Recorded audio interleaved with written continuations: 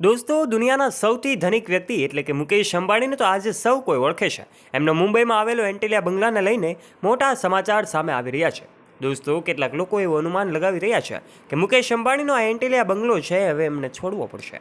શા માટે આવી વાતો સોશિયલ મીડિયા પર ફેલાયેલી જોઈ શકાય છે એ જાણવા માટે આજના વિડીયોમાં અંત સુધી બન્યા રહેજો. દોસ્તો, મુકેશ અંબાણી અને નીતા અંબાણી હંમેશા લાઇમલાઇટની નજીક રહેવાનું પસંદ કરે છે અને હંમેશા મીડિયાથી નજીક રહેવાનું પસંદ કરતા મુકેશ અંબાણી હંમેશા ચર્ચામાં આવે છે.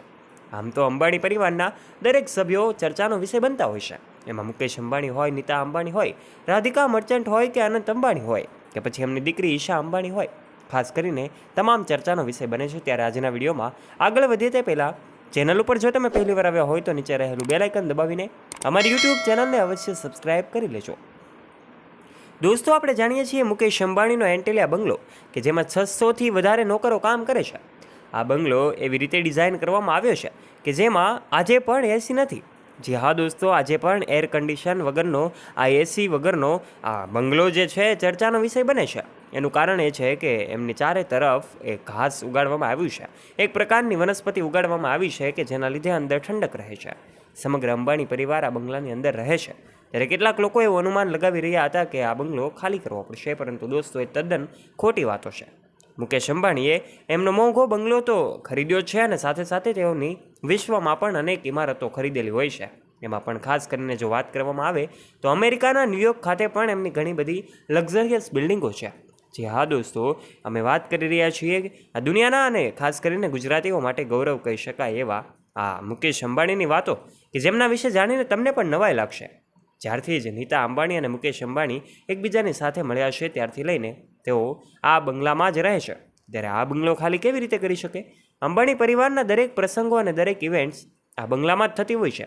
પરંતુ દોસ્તો, અમે તમને એક વાત જણાવી દઈએ કે મુકેશ અંબાણીએ બંગલો ખાલી કરવો પડશે, પરંતુ વેચવો પડ્યો છે એ એમનો અમેરિકામાં આવેલો ન્યૂયોર્કનો બંગલો છે.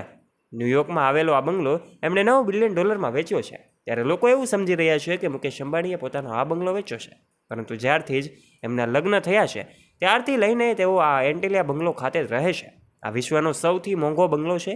22 માળની આ ભવ્ય ઇમારત કે જેમાં નીતા અંબાણી અને મુકેશ અંબાણી એમના કેટલાય વર્ષોથી ત્યાં રહે છે.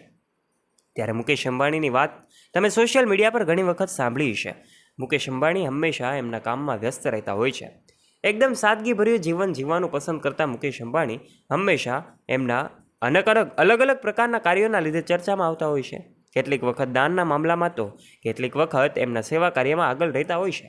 ત્યારે આ મુકેશ અંબાણી હંમેશા ચર્ચાનો વિષય બને છે. ત્યારે અમેરિકામાં એમનો ન્યૂયોર્કનો બંગલો જેમણે વેચ્યો છે ત્યારે લોકો એમને આ બંગલો સમજી રહ્યા છે કે જે મુંબઈમાં આવેલો છે, પરંતુ એ વાતો તદ્દન ખોટી છે. આ બંગલામાં જ દરેક તહેવારોની ઉજવણી અંબાણીના દીકરાઓ એટલે કે આકાશ અને અનંત બંને કરે છે.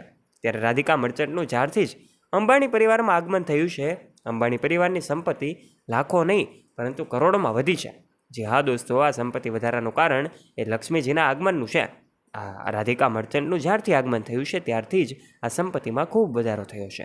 દોસ્તો, આ જ કારણે અંબાણી પરિવાર એ અનેક મિલકતો વેચે છે તો કેટલીક મિલકતો ખરીદે છે. આપનું આ વિશે શું કહેવું છે?